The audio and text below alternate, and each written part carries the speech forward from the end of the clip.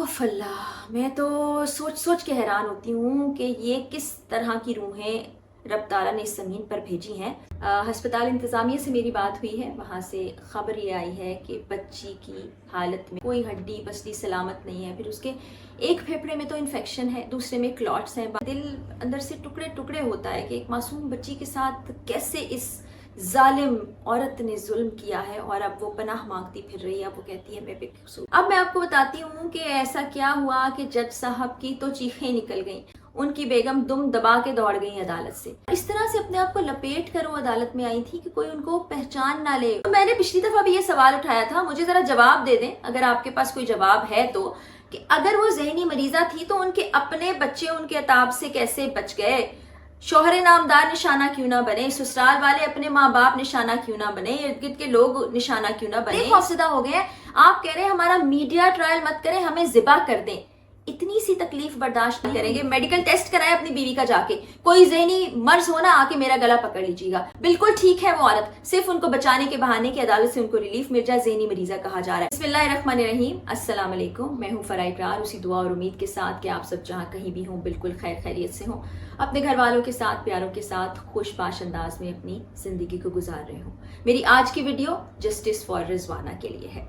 आज की वीडियो में मैंने आपको बहुत सी बातें बतानी है, आपसे बहुत सी बातें शेयर करनी है। सबसे पहले तो तमाम देखने वालों को बताना है कि रिजवाना की हालत इस वक्त कैसी है, अस्पताल इंतजामिया क्या कहती है कि 9 दिन के बाद अब वो बच्ची किस हाल में मौजूद है। साथ ही मैंने अदालत के बारे में आपको बताना है कि अदालत में क्या हुआ, जज साहब की बेगम वहां से दौड़ लगा के कैसे भागी, उसके बाद जज साहब ने क्या क्या कहा, किस तरह से उनका रोना पीटना शुरू हो गया है, और साथ ही साथ केस में नई दिफात भी शामिल हुई हैं जो बड़ी अहम है, वो भी मैं आपको बताऊंगी।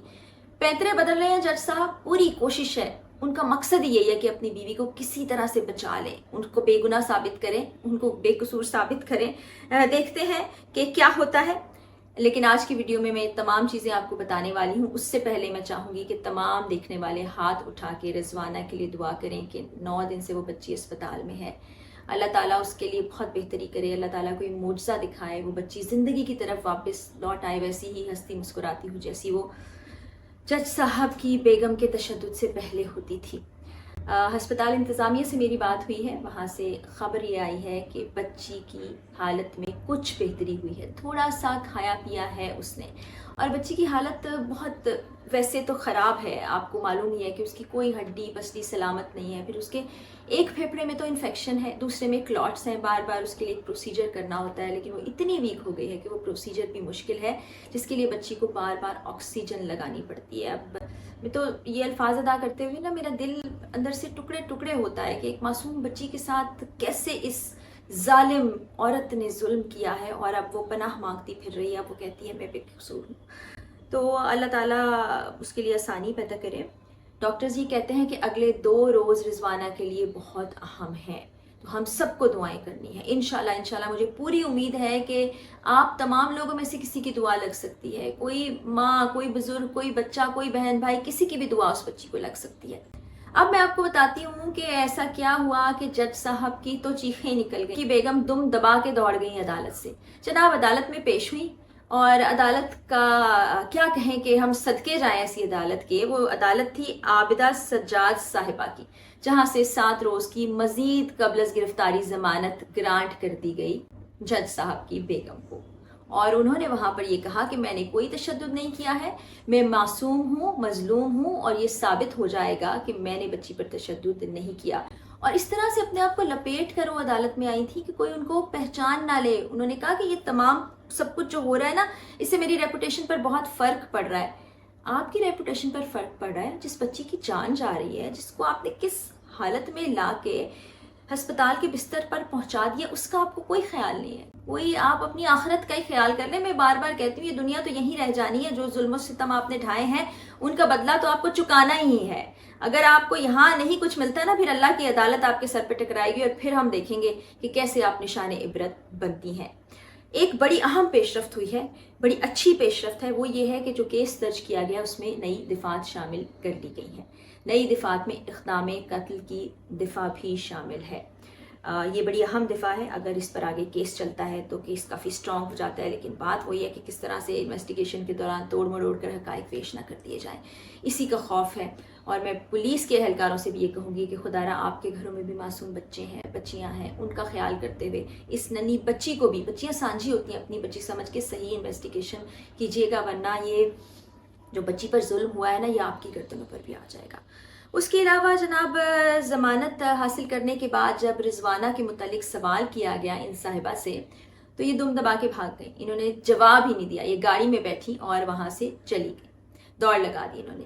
ادھر دیکھیے جناب، جج صاحب جو ہیں، جیسا میں نے اپنی ویڈیو میں بھی کہا تھا کہ اب یہ کہا جائے گا ذہنی مریضہ ہے وہ، تو ذہنی مریضہ ثابت کیے جانے کی کوشش ہو رہی ہے. جج صاحب کہتے ہیں کہ جی میری بیوی تو ذہنی مریضہ ہیں، لیکن انہوں نے اس بچی پر تشدد نہیں کیا تھا. تو میں نے پچھلی دفعہ بھی یہ سوال اٹھایا تھا، مجھے ذرا جواب دے دیں اگر آپ کے پاس کوئی جواب ہے تو، کہ اگر وہ ذہنی مریضہ تھی تو ان کے اپنے بچے ان کے عتاب سے کیسے بچ گئے؟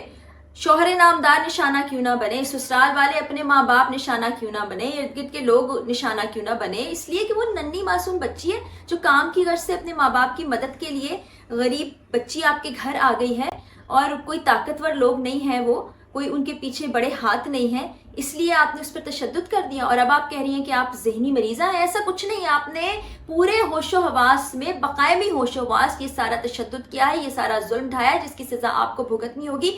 میں بولتی رہوں گی. میں نے پہلے بھی آپ کی تصاویر سب کے سامنے منظر عام پر لا کر رکھتی کہ اس کو پھیلایا جائے سوشل میڈیا پہ، اور میں سوشل میڈیا فیملی کو بھی سلام پیش کرتی ہوں کہ انہوں نے ان تصاویر کو، اس ویڈیو کو جگہ جگہ پھیلایا، اور اس وقت وہ سارے سوشل میڈیا پر آپ کی تصاویر آ گئی ہیں. کل کی ویڈیو بھی آ گئی ہے جو آپ آج کی ویڈیو میں دیکھ سکیں کہ چہرہ آپ نے چھپایا ہوا ہے، لیکن ظاہر ہے وہ چہرہ تو ہم آپ کی تصاویر کے ذریعے دکھا ہی چکے ہیں. کتنا آپ چھپیں گی؟ آپ کہتی ہیں میں بے گناہ ہوں، بے قصور ہوں، عدالتیں ثابت کر دیں گی، مجھے پورا بھروسہ ہے اپنی عدالتوں پر، انصاف ہوگا. تو انصاف آپ کے ساتھ ہونا یہ ہے کہ آپ کو عبرتناک سزا ملنی ہے. بچی پر جو آپ نے ظلم ڈھائے ہیں، جو تشدد کیا ہے، اس کے ساتھ جو رویہ روا رکھا ہے، اس کی سزا ملنی ہے. یہ ہے آپ کا انصاف، یہ نہیں کہ آپ کو جانے دینا ہے. اور معزز عدلیہ، عدالت، میں کہوں گی اپنی بچیوں کی طرف دیکھیں، اپنے بچوں کی طرف دیکھیں اور اس کیس کو ایسے مت جانے دیں، اس کو ریزالو کریں. ریزالو کرنے کا مطلب کہ ان خاتون کو سزا دلوائیں. ادھر جناب، جج صاحب جو ہیں وہ بالکل بوکھلاہٹ کا شکار ہو گئے ہیں. اس بچی کے ساتھ آپ نے اتنا ظلم و ستم کیا، آپ گھر آ کے نہیں دیکھتے تھے بچی کی حالت کیسی ہے، وہ کس حال میں ہے؟ اس کے سر پہ چوٹیں آئی ہیں، اس کی ہڈیاں ٹوٹ رہی ہیں، پسلیاں ٹوٹ رہی ہیں. ابھی یہ بھی کہا جا رہا ہے بچی کو زہر دے دیا گیا ہے اور رپورٹ آنے والی ہوگی کچھ لمحات میں. یہ سارا کچھ جب آپ کی بیوی کر رہی تھی تب آپ کی آنکھیں بند تھی، اب کبھی آپ ان کو ذہنی مریضہ کہہ رہے ہیں، اور اب تو آپ اتنے خوفزدہ ہو گئے ہیں، آپ کہہ رہے ہیں ہمارا میڈیا ٹرائل مت کریں، ہمیں ذبح کر دیں. اتنی سی تکلیف برداشت نہیں ہوئی؟ لوگوں کے الفاظ بیان جو کر رہے ہیں وہ برداشت نہیں ہوئے، لوگوں کی سچائی بیان کر رہے ہیں جو، وہ برداشت نہیں ہوئی، لوگوں کی باتیں برداشت نہیں ہوئی، اور آپ اس نہج پہ پہنچ گئے ہیں کہ ہمیں ذبح کر دیں. اور جس بچی کو لٹرلی آپ نے ذبح کر دیا اور وہ اسپتال میں زندگی موت کی کشمکش میں مبتلا ہے، اس کے بارے میں کیا کہیں گے؟ انسان تو ہے نا آپ. سب سے پہلے اپنی بیگم کو کہاں تک بچائیں گے؟ کون کون سے پینترے بدلیں گے؟ کون سے حربے استعمال کریں گے؟ میڈیکل ٹیسٹ کرائیں اپنی بیوی کا جا کے. کوئی ذہنی مرض ہونا آ کے میرا گلا پکڑ لیجیے گا. بالکل ٹھیک ہے وہ عورت، صرف ان کو بچانے کے بہانے کی عدالت سے ان کو ریلیف مل جائے، ذہنی مریضہ کہا جا رہا ہے. پھر کہا جا رہا ہے ہماری ریپوٹیشن خراب ہو جائے گی، ہمارا ایک نام ہے. تو وہ بچی چونکہ نامور نہیں ہے، اس کے ماں باپ چونکہ غریب ہیں، ان کے پیچھے آنے والا کوئی نہیں ہے، وہ کسی بڑے خاندان سے تعلق نہیں رکھتے، اس لیے ان کو مار دیا جائے، ان کی ہڈیاں توڑ دی جائیں، ان کی پسلیاں توڑ دی جائیں، ان کو اس طرح سے لا کے اسپتال کے بیڈ پہ پھینک دیا جائے جہاں دونوں پھیپھڑے انفیکٹڈ ہوں.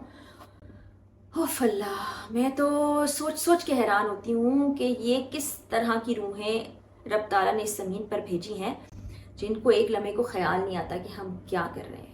میں اپنے پلیٹ فارم کے ذریعے سے دوبارہ آپ تمام لوگوں سے گزارش کروں گی کہ اس پیغام کو پھیلائیں، اپنے پلیٹ فارمز کے ذریعے سے اپنی آواز اٹھائیں، اور تب تک اٹھائیں جب تک یہ جج صاحبہ کی بیگم کو سزا نہیں مل جاتی، سومیہ عاصم کو سزا نہیں مل جاتی. میں تو آواز اٹھاتی رہوں گی اور مجھے کوئی ڈر خوف نہیں ہے، چاہے آپ کچھ بھی کہتے رہیں، کسی بھی طرح کے میسیجز بھجواتے رہیں، میں ڈرنے والی نہیں ہوں، کیونکہ مجھے خدا کا خوف ہے، میرے اندر انسانیت موجود ہے، میں جانور نہیں ہوں، میں ظالم نہیں ہوں. آواز اٹھاتی رہوں گی. اجازت چاہتی ہوں آپ سے، مزید اپڈیٹس کے ساتھ پھر حاضر ہوں گی، اور جاتے جاتے وہی دعا کہ اللہ تعالیٰ ہمارے پیارے پاکستان اور ہم سب پاکستانیوں کا حامی و ناصر ہو. اللہ حافظ.